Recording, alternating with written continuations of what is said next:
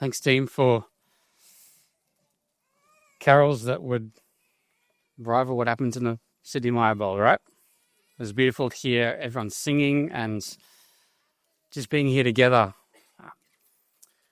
Yes, this is the last time I get to speak to you from this place as your official pastor. I think Ryan's already locked me in for 1 or 2 next year already. But I do just want to take a moment to say from the bottom of my heart, thank you for the privilege of walking alongside you guys, serving you, having fun with you, sharing Jesus with you, and creating a place that is an awesome place to be. So thank you for the absolute privilege of that. It's Christmas, and I'm not sure what traditions you have in your family, but for us, I shared this in the newsletter this week, one of the things we like to do is we make Christmas cookies and decorate them. And it's not just us, because the girls' cousins live in Canada, and so it's a bit hard to go and hang out with them and do this together. So we get on a Zoom call and we set the cameras up and they decorate their cookies, we decorate our cookies, and we show each other what we're doing and we chat and catch up. And it's just a really fun way to hang out together as extended family, but also just to remember what Christmas is about. And the end result is a whole bunch of cookies. Some look amazing. Some look probably weird / what is that? It just ends up being like a mess of icing just all over the place. And it sounds really nice, but then you look at the table at the end of it, and it is just like there is stuff everywhere. You almost need like a chisel to get everything off the table. It's that caked in. There's those, those little round silver balls they decorate with. Those things are all over the place. The dog loves it. And it actually is kind of messy. And you've heard that word today a few times. Because the reality is, this time of year can be messy and it can be complicated, as this next video illustrates. Life is messy, life is complicated, but fortunately, the Christmas story is clean and simple, right? Nativity scene, it's soft lights, it's warm, it's a smell of pine needles and cinnamon. There's clean hay in this crude but very well built and functional little manger. There's quiet, clean animals in the background that don't make any noise, they don't smell. The floor is always clean, the place looks tidy and neat. Or is that just how we choose to think of it? Because when we read in Luke what actually the story is about, it tells us that's actually no, it wasn't like that at all. Joseph went up from the town of Nazareth in Galilee to Judea, to Bethlehem, to the town of David, because he belonged to the house and line of David. He went there to register with Mary, who was pledged to be married to him and was expecting a child. Now, even just that part alone, you've heard this so many times. But pause and actually think about what it would be like if that happened today. You are engaged to someone and you find out they're pregnant. And then an angel comes and says, nah, hey, stay with it. It's all good. This will go out okay, but I've got a plan here. And then what pregnant woman would be excited about the idea of traveling 150 kilometers on foot? 10 meters, I think, seems like a fair stretch for most. But it's okay because there's a donkey, right? That'll make it more comfortable. Sure. Maybe. Probably not. But you have to go to a foreign town when you're heavily pregnant, to a place you don't know, probably to people you don't know. You have no idea what the medical services there are like. You don't even know if they've got a good hospital. You get there, you find out your husband didn't book an Airbnb. And you end up finding this little this guy who owns a 7-Eleven has a little spot out the back next to the dumpster where you can hang out. And you get there, and that's where you go into labor, or your wife-to-be, your wife goes into labor, and you realize that there are actually not you guys there alone, but you've got some animals with you. Isn't that what you want when you're giving birth? You want animals next to you, like in the hospital? Did anyone take their dog when they... No. It just, when you put it into today's terms, it is just absolutely crazy. It is so ridiculous.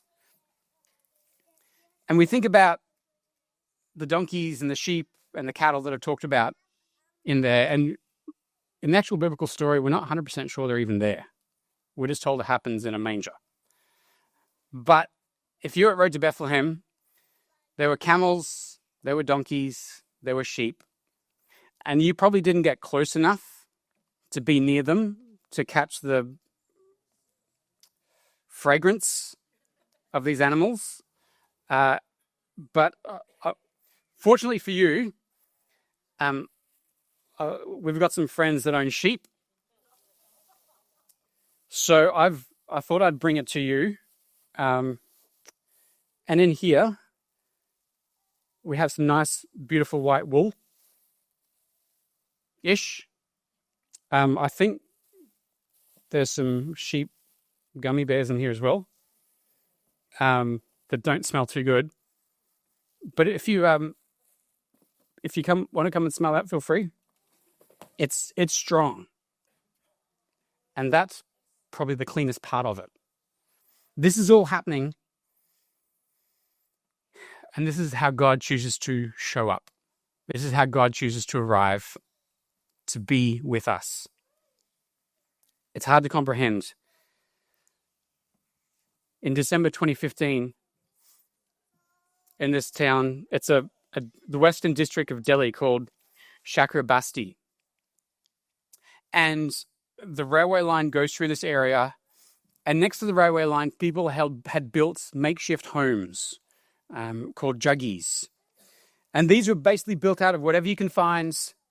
They are made from plastic sheeting, from tin roof, from wood, from whatever people could get a hold of. And they make these homes. And one of the families that lived there was a man named Mano and his wife Manisha. And Manisha, at this time, December 2015, she was heavily pregnant. And it was at this point they found out that, as the government sometimes does, they bring in bulldozers and they knock down all the homes so they can make room for the railroad, to clear it, to apparently keep it safe. They then get rebuilt and people go back to where they were, and then the bulldozers come back in and they knock them down again and clear the space out.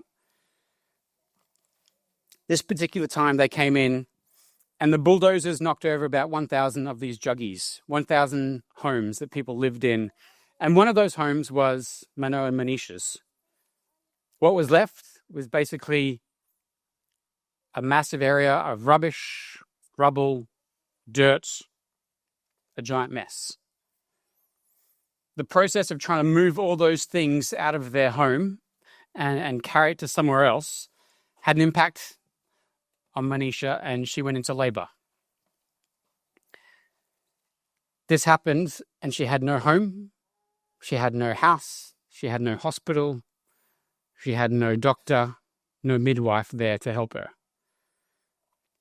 And so a few of the people, when they saw what was happening, they put up a tarpaulin tent, and it was under this crude, basic shelter that Manisha gave birth to a little girl. And I read that story and I thought, that's probably more what it was like for Mary and Joseph. This place that was just super basic, super simple, incredibly unhygienic. That's what Jesus arrived into. But then, it's not just that, these shepherds rock up. And as it says in verse 8 to 12, these shepherds were out in the fields at night looking after their sheep, and it says that's where they lived. And during this time of the year, the shepherds would be outside, and they basically did live with their sheep. Now, the thing about shepherds was they were not the cute, look after sheep kind of people that we think they were. Basically, these people were the bottom of society, job often given to young kids, young adults. And because they're always out with the sheep, they could never get to the temple to do all the religious practices that they were supposed to do. And so to most of the people, shepherds were unclean. They were not to be touched, not to be hung out with. If you go through the Talmud, the Jewish rules of the day, shepherds weren't allowed to testify in court. They were so unreliable. They had this view of what's mine is mine, what's yours could be mine too if I want it. That's kind of how they were seen. That's kind of how they lived. And it's to these shepherds that the angels come and say, hey, you need to go see this baby. And so they go into town and they go, and you imagine that you were there and you and your spouse have just had this baby, and up rocks a bunch of guys wearing leather jackets in their Harleys with tats everywhere, and they come and knock on the door and say, hey, we want to see the baby. You'd be kind of a little bit, okay, Joseph, what's going on? Can you do something here? This doesn't feel safe. This doesn't feel right. But that's kind of what it would have been like for Mary and Joseph. It's dirty, it's messy, it's complicated, probably a little bit frightening, probably a little bit scary. And when you break it down and look at it kind of objectively and through a lens of reality, the story of Christmas is obscenely messy. It's life interrupting, it's divinity questioning, it's dignity testing messy. And what's incredible is that Scripture doesn't actually deny any of that. It tells us Jesus was born in this food trough. It doesn't try to sugarcoat it. The writers could have gone, hey, look, let's bend the truth a little bit here. Let's just make it so it's a bit more comfortable, a bit more palatable. But it doesn't even, there's no attempt at that at all. And it's important that we don't lose sight of that, because I think it helps us as we begin to answer this question. What kind of God would care about us, let alone enter our world in such an undignified way? One who, being in very nature God, didn't consider equality with God something to be used to his advantage. Rather, he made himself nothing by taking the very nature of a servant and being made in human likeness. You imagine the Prime Minister of India packing up his home, taking his family and going to live in those juggies next to the railway line in Chakrabarti. Not just for one night as a CEO sleep out kind of thing, but actually living with them, being with them, eating with them, working with them, living beside them. Living with that risk, with knowing that his home, everything he owns, all his belongings could at any point be randomly come and bulldozed by the police. So had Jesus arrived in a hospital, which he deserved, we would have said he was privileged. Had Jesus arrived in a palace, which he deserved, we would have said he was entitled. Had Jesus arrived in middle-class comfort or high-end luxury, which he deserved, we would have said he was insulated from the reality of life. We would have said he didn't know suffering or hunger or difficulty or challenge. He didn't really know what it was like to struggle. He didn't really get everyday life that you are going through. We would have said that his words about trusting God and believing him would have been so much easier because his life had always been safe. And that would have been true if that were the case. But it wasn't. He arrived amongst the stinky farm animals in a feeding trough of a poor family. In 2 years, he'd be forced to flee to Egypt, seeking asylum because his life was in danger. He would grow up and touch lepers, hang out with untouchables, share food with the ignored, and continue to be a loving, kind, true presence in a continually messy world.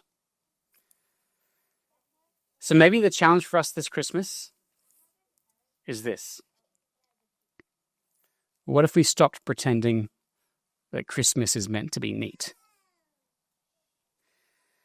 What if we resisted this pressure to create a beautifully curated version of ourselves that looks holy, looks happy, and is under control?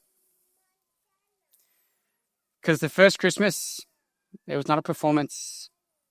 It was vulnerable. It was risky. It was messy. That's how God showed up. I think the tragedy would be if we heard this story every year and still believe that following Jesus is for people who have it all together, have it all sorted out. Because it's not. That first Christmas when Jesus arrived, it was not protected. It was not stage managed. It was not safe. God stepped into human life with a selfless abandon driven by an incredible love for you. No distance, no insulation, no control. If we only ever celebrate Christmas in the ways that feel comfortable, in ways that feel familiar and contained, I think we might be missing the point. Because what Jesus did, by stepping into our world the way he did, it's comforting, but it should also be confronting. It asks whether we're willing to let our lives be just a little more interruptible, a little less controlled, a little less curated, a little more open. So here's my invitation. Don't just appreciate the messiness of Christmas this year. I want to invite you to enter into it. What does that look like? Maybe it looks like making room for someone at your table this Christmas. Maybe it looks like opening the door and sending an invitation to a neighbor who, yes, might make things awkward, might make the afternoon long, might make things feel different, might mean that you have to share a meal where conversation gets very real very quickly. But do this not because you have it all figured out, not because your home or your heart is perfect. Do this because that's exactly the kind of space that God stepped into. And he invites us to do the same thing. So the feeding trough, that manger, it tells us this. God is not repelled by human mess. He moves towards it. God is not repelled by what you're going through, what you're experiencing, what you've done. All of that to him, that doesn't matter. He wants to come near to you this Christmas. And he wants us to have the courage and to have the boldness and the openness to actually extend that invitation to those around us as well. When we do the same thing, we have the privilege of not just celebrating Christmas, but participating in it. And I pray that as a church family, by doing that this Christmas, that we can actually share and reflect a little bit of the joy that God has given us into the world around us. I invite the team up. We're going to sing a few more carols to close off. But as we do, please sit in that space. If God's pressing a name, a face, a person onto your heart and saying, hey, reach out to these guys. Open up your home, open up your table, invite them in. Please sit with that for a little bit. Be willing to do something courageous that reflects the way Jesus loves us this Christmas.